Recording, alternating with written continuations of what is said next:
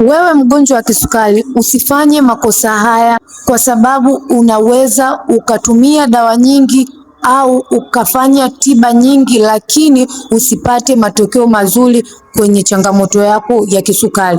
Unajua sababu ni nini au ni shida gani inayokufanya wewe usijue suluhisho la tatizo lako? Kosa ambalo kila chakula chako au mlo wako unatia sukari nyingi au chumvi nyingi, upelekea kupandisha sukari yako kuwa juu zaidi.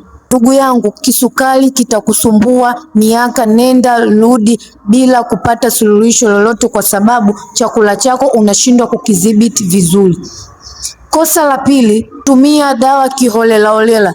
Mfano, shoga yako au rafiki yako au ndugu yako kakwambia dawa fulani imenitibu, na wewe ukachukua uamuzi bila ushauri wa daktari, ukatumia kwa kudhani na wewe itakusaidia.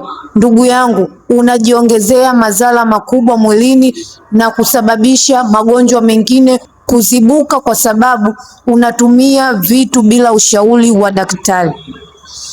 Kosa la tatu, mawazo ya mara kwa mara. Wewe mgonjwa wa kisukari, unashauriwa uachane nayo, kwa sababu inapelekea sukari yako kutokaa sawa, kwa sababu unajipa msongo wa mawazo kupitiliza. Kosa la nne, jitahidi kupima sukari yako mara kwa mara, kwa sababu unavyopima unajua matokeo yako yanaendaje, au afya yako inazidi kuimarika kiasi gani au kudhoofika kiasi gani, kwa sababu unakuwa umejipa mazoea ya kupima sukari yako mara kwa mara.